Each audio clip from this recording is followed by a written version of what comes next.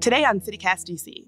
So District Taco just announced that it's planning to expand across the East Coast, from New Jersey to Florida, and it's just the latest DMV-born fast casual spot to explode like this nationally. We've got Sweetgreen, Cava, Call Your Mother is going national soon. So why is DC such an incubator for this style of restaurant? CityCast contributor Tim Ebner is here to break it all down, and we're also talking to the co-founder of the new Indian fast casual eatery, Rasa.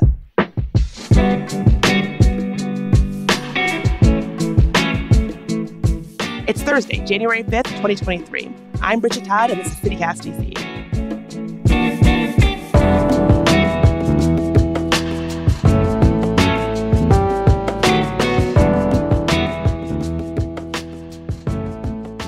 So, Tim, you've been reporting on DC's fast casual scene for a while. How would you define fast casual, and why is it different from something like a McDonald's or a more traditional fast food restaurant?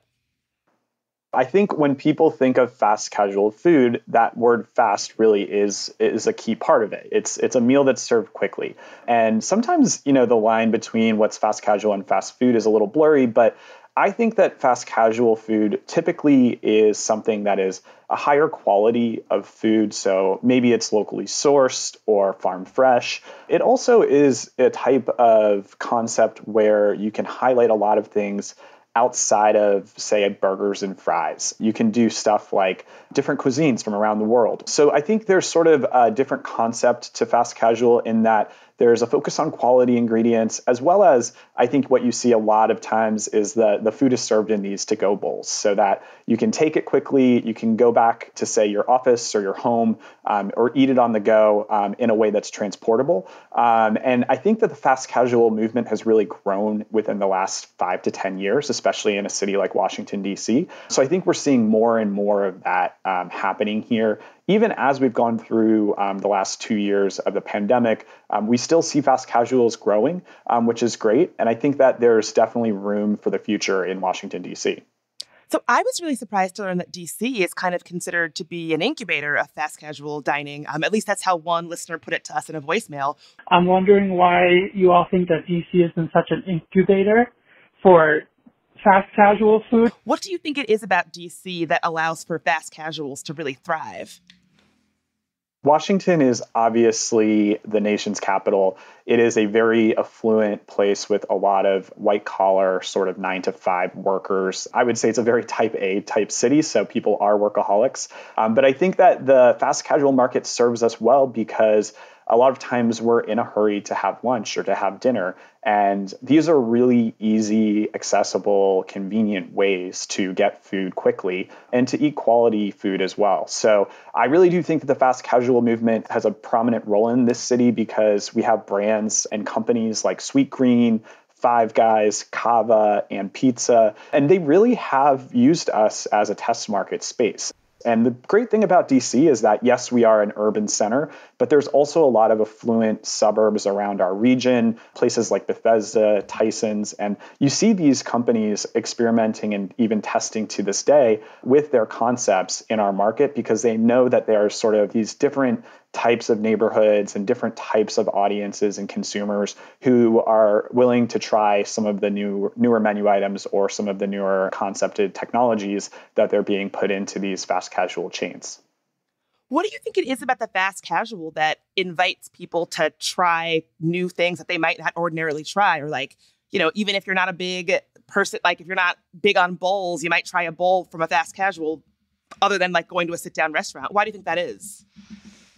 I really feel like fast casuals give you the power of control over what you want put in that bowl or what you want put in your meal. There's so much to an experience when you walk into a fast casual restaurant where you actually walk the line and get to select the ingredients that are in front of you. So it gives you a little bit of a personalization, I think, which is really important. And also, it's, I think, a chance or an opportunity to try something new. So a great example of this is every time I go to Cava, which is one of my favorite fast casuals, they have so many different toppings that you can put on top of, a lamb kebab bowl or a chicken bowl. And so that gives you that opportunity to try maybe something new, whether it's feta cheese or, Kalamata of olives or banana peppers. You can really get creative with it and kind of make it your own. So I think that's sort of the secret sauce to fast casuals is there is a level of personalization. Yeah, that's one of my favorite things about the fast casual, where if you really just have to run out and grab lunch, you can order it ahead of time. And it does make it easier to just have a sad lunch at your desk. It makes me sad that we're known for this in DC, but I know that we are. I can't agree more. And, I think fortunately, fast casuals do focus you a little bit in slowing down in that you have a break. I actually like to wait in line for my meal because it's at least 10 or 15 minutes where I'm not in front of a computer or a screen and I can think about the food that I'm going to be eating for the lunch or for the dinner that I'm about to have. So there's definitely a variety of ways in which you can experience fast casual. But I agree that DC certainly has sort of this work-driven mentality. So I think that this is a concept very unique to our city. And I think it's why you're seeing so many different types of fast casuals beginning to emerge here in this city specifically. Yeah, I want to talk about one specific fast casual, Taylor Gourmet. When I was working in an office, that was our go-to lunch spot. I remember when it was the controversy around were they Trumpers? There was a protest there. I remember my office being we can no longer eat Taylor Gourmet. And it famously shut its doors a few years ago. What do you think Taylor Gourmet closing says about the model of the fast casual in DC? So Casey Patton, who was the founder and owner of Taylor Gourmet, he's actually a personal friend of mine and actually a neighbor as well. I think that Taylor Gourmet is an instance less about politics actually and more about growing very quickly, and maybe a cautionary tale for other fast casuals in that it was a very popular sandwich chain, a sandwich chain that I frequented a lot too and loved as well. But in its expansion, it was acquired by a private equity firm. And that growth really happened so quickly that the private equity basically had control over the operations of Taylor. So, it's an interesting story and one to follow in that it's a story of growth. And I think when fast casuals think about expanding, there's always this push of, do we get investors? Do we go public? Sweetgreen is now actually a publicly traded company, if you can believe that. Oh, wow. And so there's this question of, do you lose control over a fast casual once you start to put it into the hands of other people? And I think that is something that a lot of fast casuals have decided on their own, whether they stay sort of as an independently run business or they go sort of in an investment or publicly traded model. So definitely something that's very interesting here. That's so interesting because, I don't know, I feel like in a city like DC, the actual nuts and bolts of how businesses grow is perhaps the less sexy story, but the meat of the story, where it's so easy to say, oh, well, this one thing contributed to its demise, when it's actually it's a story about intentional growth and what happens when growth happens too fast and things, expand too quickly. Another key thing to be thinking about, too, is the business of fast casuals, right? They're much smaller spaces by footprint, and that's by design, but they also can do covers. And by covers, I mean they can do a single meal point of sale very quickly. The business of fast casual is not the business of running a restaurant. Also, from a process perspective and building out your menu, you have to have things on the menu that are scalable and can be done by staff not only in your store number 1, but maybe in your store number 10 in another city. So you have to have menu processes too, where things can be cooked efficiently and served efficiently in a way that gets the customer in and out of the door. So we asked some listeners to give us some voicemails about their favorite fast casual places. I'm Farabee. I live in Capitol Hill, and some of my favorite fast casual places are Little Sesame. The hummus there is just delicious and creamy, and the toppings are really interesting and wonderful. I also really like Abunai Poke. That place has just really super fresh fish, and the brown rice is really nutty and delicious. And then finally, an old favorite, District Taco. I think they do a great job with a broad variety of Mexican dishes. People talked about Little Sesame, District Taco, Sweetgreen, but we also heard a little bit of critique for Call Your Mother. My fast casual hot take is that Call Your Mother is the most overrated place in all of DC. It's not a Jewish deli. It's a Jewish deli-themed restaurant. They try way too hard, and Bethesda Bagels all the way. I wonder, Tim, what are your 3 favorite fast casual spots in DC, or spots that you think people should try, should be on people's radars? Great question. And it's cool to see those callers with their own particular favorites. I think for my top three, so number one, Grazie Grazie is actually one of my top favorites. If you're a fan of Philadelphia style hoagies or Italian cold cut sandwiches, this is the place to go in Washington, D.C. It's really great sandwiches and the rolls are just baked fresh every day. So you're getting that quality sandwich. For something a little bit more from around the world, I would say head over to Rasa. And Rasa has two locations in DC, one down at the Navy Yard, the other in Mount Vernon Square, as well as two locations in Virginia now. And they have a really cool veggie-driven concept. It's Indian-style cooking and cuisine. It's just such a cool experience. And especially if you're vegetarian or you have a vegan diet, this is a great place to try out. And they have a kind of a growth trajectory here now, which is exciting to see. And then last but not least, I'd have to echo Little Sesame. Little Sesame to me is one of these chains that I hope grows to be more of a national presence, actually. Their hummus packages are found in grocery stores like Whole Foods, but they really do kind of Israeli-style hummus served fresh and warm in these hearty bowls with a mixture of vegetables or meats and proteins. And so I think it's just a really different concept. So I think they're one to watch and one that will soon be on the rise. Oh my God, Little Sesame. I just had it for the first time recently. And at first I was like, hummus as a base. I don't know. And then afterward I was like, hummus as a base. Hell yeah. And you can't sleep on their dessert. They have tahini soft serve, which sounds crazy, but it's delicious and it comes in a cone. So I think when I'm going to fast casuals, I'm also judging them based upon their dessert offerings. And so that's really important for me as well. Oh, Tim, you're making me so excited for lunch. I think that with fast casuals in Washington, you really just got to try as many as you can. There's a wide variety and I think a range of flavors from around the world, whether that's Mediterranean or Italian style cooking, Indian cuisine, local and regional type food, whether it's lobster rolls at Luke's Lobster or cold cut sandwiches and pizzas, and pizza being one of the largest, I think, on the growth fast casual chains from our region now. So I think that there's just so many options you can explore here and really try them all. And it's fun to go to other cities and then see these places pop up and start to establish themselves more nationally. And they're definitely a place where I think that there's growth potential for the future. So I'm excited to see what happens and see how fast casuals continue to grow in the years ahead. Thanks for being here, Tim. Thanks so much. Really appreciate it.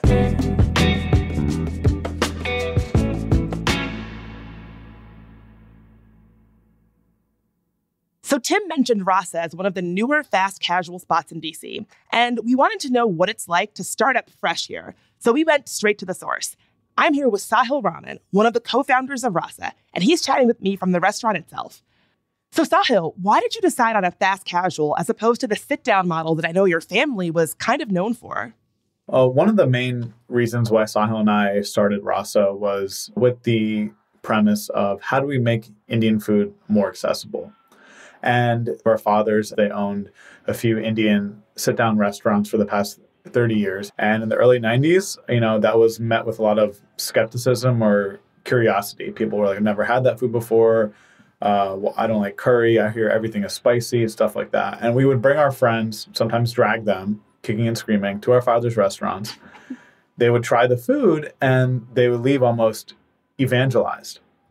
And so we have seen Indian food come a really long way in the past 30 years in this country. When we set out to start Rasa, we actually interviewed over 400 people actually and asked them, okay, have you ever tried Indian food? Yes or no?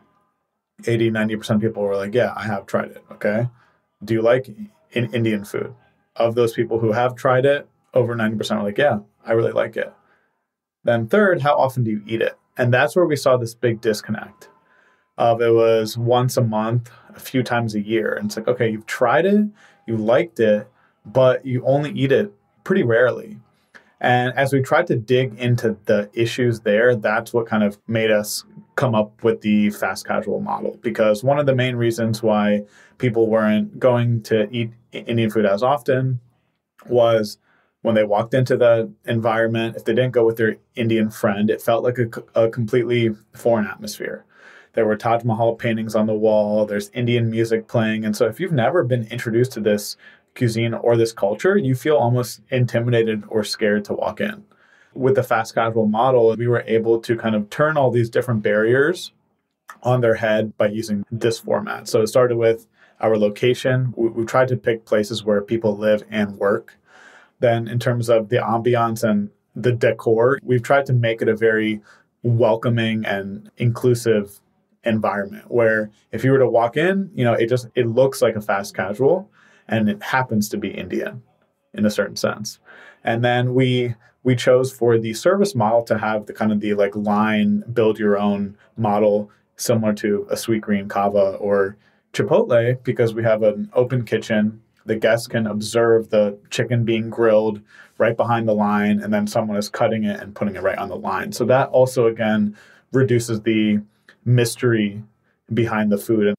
Is there something about DC that makes it prime for the kind of food experiences that you're trying to serve up with Rasa? For sure. Yeah. I think DC is a really unique place in that the demographic is well-traveled. You have people coming from all sorts of places all across the world, honestly, because of the federal government being here, all the different related contractors and being the center of the country. So you really get this population that has tried different cuisines from all across the world, people who are a little bit more affluent and have traveled. And so I think that's what really makes it a unique place for our concept of an Indian fast casual, but really just for fast casual in general. And we've seen a lot of similar brands who've all started in Washington, D.C., whether that's Sweetgreen, Kava, and Pizza. They've all started here. Are there things about the fast casual model that allow you to test out different things on the menu that you might not be able to do with a sit-down restaurant? For sure. I think it's a really easy way for us to test out new ingredients. And we also serve a large number of customers every single day, maybe more than a traditional sit-down restaurant. And so that gives us just a really accessible audience to test something really fast. We try to change our menu seasonally. We add a few different chutneys or toppings, sometimes even a seasonal vegetable that we change. And so we'll be experimenting with something. We did a strawberry rhubarb chutney and a few different other things. And because we have this kind of fast casual line model, we just added it onto the line. And while it wasn't on the menu, as people were going down and choosing their food, they were like, hey, what's that pink chutney? And our team was like, hey, we're actually just testing this strawberry chutney. Do you want to try some and let us know what you think? And doing that over the course of 1 week, it just gave us a ton of data. Okay, people are really enjoying this. Let's roll it out to all the restaurants. So it sounds like there are a lot of upsides to this model, but what were some of the difficulties in getting started with Rasa? Was it tough to fundraise? What did that process look like for you? I think the hardest part of getting up and running was definitely part of the fundraising aspect. It actually took us almost 2 years. You pitch a number of people and then you get one bite and you're on top of the moon, and then you go 2 months without a single bite and you're like, man, is this restaurant going to ever happen? And so that was a really difficult time for us, especially because we were fairly young at the time. We were both 24 years old. We set up a mini Rasa line on the dining tables and invited people, and they were able to sample the food and see what the kind of model would actually look like and feel like. And I think having that was hugely helpful, because then people understood oh, okay, I saw you pitching it and I saw what it looks like on PowerPoint, but now I can actually taste what are the kinds of foods that you guys are putting together, the kinds of recipes and how everything kind of flows together. And so now as we kind of enter this pseudo post-COVID world, we're really just trying to figure out how we get more people into our door and, just help them find us and just continue to drive awareness. Well, I'll be looking forward to tasting what's next. Definitely. Rahul, thank you so much for being here. It was a pleasure to speak to you. Thank you so much, Bridget. Truly an honor to be here. And can't wait to have you over at our restaurant too. Oh, any day.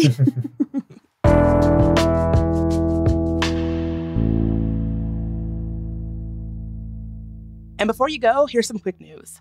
For almost a full week between Christmas and New Year's, Venmo blocked donations to Sanctuary DC, a mutual aid group supporting migrants bused here. Volunteers paid out of pocket during that time to continue providing services.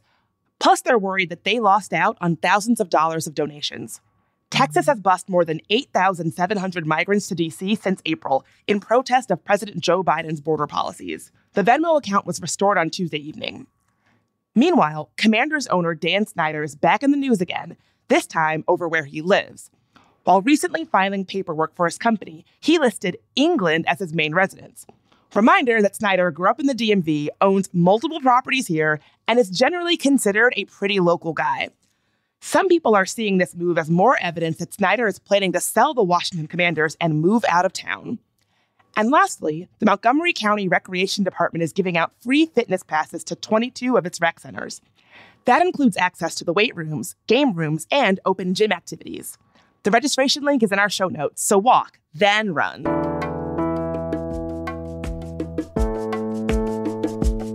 That's all for today here on CityCast DC. And if you enjoyed the show, send it to your friends who are obsessed with the fast casual scene here. And subscribe to our morning newsletter, too. We'll be back tomorrow morning with even more news from around the city. Talk to you then.